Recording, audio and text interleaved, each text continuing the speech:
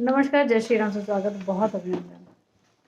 आज ये बोर्ड के साथ कुछ नई चीज़ें सीखेंगे और आप सबसे पहले तो ये सोच रहे होंगे कि ये कैलकुलेशंस क्या चीज़ हैं, क्या ये कोई मैथ्स की क्लास है या क्या है। कोई मैथ्स की क्लास नहीं है, एक लॉजिक जिसको आजकल के समय में बहुत सारे लोग हर एक चीज़ के पीछे लॉजिक ज़रूर ढूंढते हैं कि इसका क्या रीज़न है, क्या कारण है, ऐसा काम क्यों करना है। तो एक ऐसा ही क्वेश्चन मेरे पास भी आया तो समझा और उस चीज़ को समझकर अब मुझे लगा कि आप सभी को भी बताया जाए कि इसके पीछे क्या लॉजिक है, क्या रीज़न है। बहुत बार हमने रेमेडीज़ की जब हम बात करते हैं तो एक बहुत ही फेमस बुक है लाल किताब, और उस लाल किताब के जितने भी उपाय होते हैं उन सभी में कई बार कुछ रेमेडीज़ की एक टाइम लिमिटेशन होती है, जिसमें कि हम बात करते हैं कि इस रेमेडी को लगातार 43 दिन तक करना है, लगातार 40 दिन तक करना है।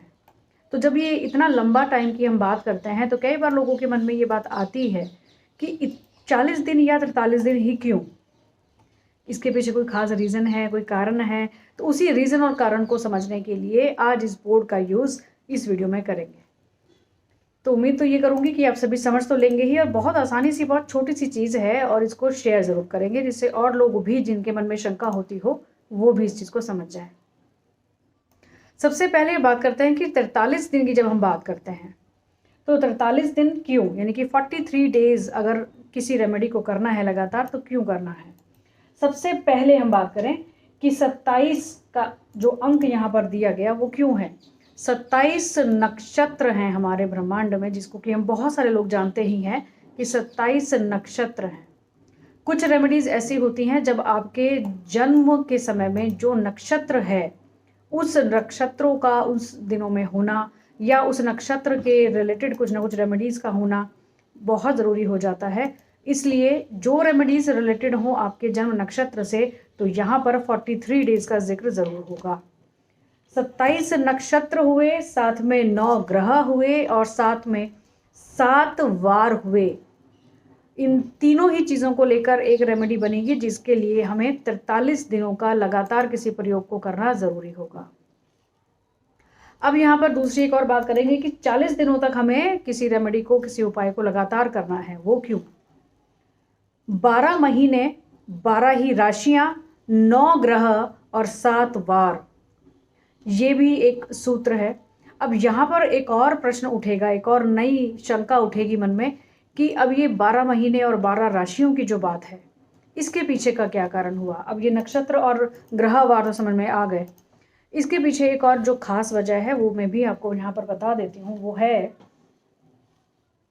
जब हम वैदिक ज्योतिष में अंतर्दशा और महादशा की बात करते हैं, वैसे अगर हमें महादशाओं की बात करेंगे तो हमें 5 प्रकार की दशाएं होती हैं, महादशा, अंतर्दशा, प्राण दशा, सूक्ष्म दशा, प्रत्यंत्र दशा। ये सभी चीज़ें देखनी ज़रूरी हैं।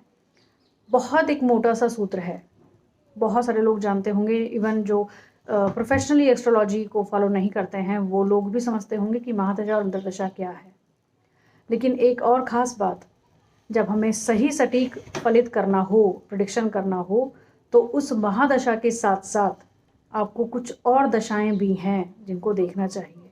वो कौन सी हैं। सबसे पहले तो महादशा है ही, सबसे पहले तो हमने महादशा देख ली, इसमें हमने जाकर अंतर्दशा देख ली, प्राण दशा देख ली, सूक्ष्म दशा देख ली, प्रत्यंत्र दशा जो तीसरे नंबर पर आएगी वो देख ली। लेकिन इसके अलावा और क्या चीज़ है।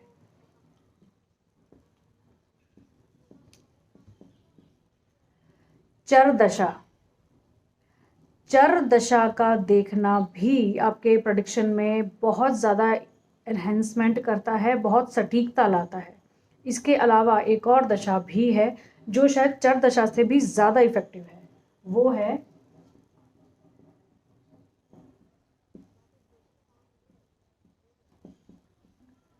योगिनी दशा। अब ये किस किस तरह से देखी जाती हैं इसका तो पूरा एक अलग से वीडियो बनाना पड़ेगा, क्योंकि इनको किस तरह से देखना है कुंडली में, ये किस किस तरह से इनका फलित किया जाता है, ये एक अलग तरीका हो गया, एक अलग एक टॉपिक हो गया। लेकिन क्यों हमें 43 दिन और 40 दिन के उपायों को करना है, बेसिक आज का टॉपिक हमारा ये है।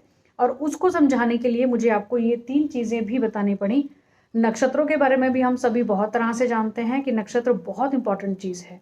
अगर हम ये बात करें कि कौन कौन सी दशाएं हमें देखनी चाहिए, तो साथ में नक्षत्रों का रोल तो बहुत ही ज़्यादा इंपॉर्टेंट है।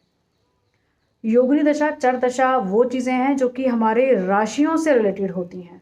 महादशा तो हमारी ग्रहों से संबंधित हो गई कि इस ग्रह की महादशा चल रही है, अंतरदशा इस ग्रह की चल रही है। चर दशा और योगिनी दशा की अगर हम बात करेंगे तो वो आपकी राशियों से रिलेटेड आ जाएंगी, जिसमें आपके मंथ्स भी इंक्लूड होते हैं। इसलिए इन सभी चीज़ों को इंक्लूड करने के लिए जब हम कोई भी ऐसी दशा, महादशा के साथ साथ जब चर दशा और योगिनी दशा भी इस प्रकार की हो जो थोड़ी दिक्कत क्रिएट करने वाली हो, तो उन महीनों और राशियों को भी इंक्लूड करने के लिए 40 दिन के उपाय बताए जाते हैं। लाल किताब का तो खैर ये अपना एक सूत्र है ही कि कुछ ऐसी रेमेडीज़ हैं जिनको 40 और 43 दिन तक करना ज़रूरी है। साथ ही साथ में इनके पीछे लॉजिक ये भी है, योगिनी और चर दशा को भी इंक्लूड करके एक परफेक्ट रेमेडी तैयार होकर आपके सामने आती है, और अगर आप उसको सही तरीके से करें तो रिजल्ट भी आपको उसी प्रकार से मिलते हैं। तो आज के इस वीडियो में मैं बिल्कुल उम्मीद करूंगी कि ये जो इन्फॉर्मेशन आपको दी गई आज, ये समझ में तो खैर आसानी से आ ही गई होगी, और इसके पीछे का जो डाउट क्लियर करने का मेरा इंटेंशन था वो भी ज़रूर हो गया होगा। शेयर ज़रूर करें, जिससे और बहुत सारे लोग जो अगर डाउट करते हों किसी चीज़ को लेकर कि इतने दिन का क्यों कोई उपाय करना है, तो उनको भी ये जो इन्फॉर्मेशन है वो ज़रूर मिले। आज के लिए इस वीडियो में इतना ही। आगे ज़रूर किसी वीडियो में आपसे फिर से मुलाकात होगी। तब तक आप सभी अपना ध्यान रखें। पेज को लाइक एंड शेयर तो ज़रूर कर लें। नमस्कार, जय श्री राम।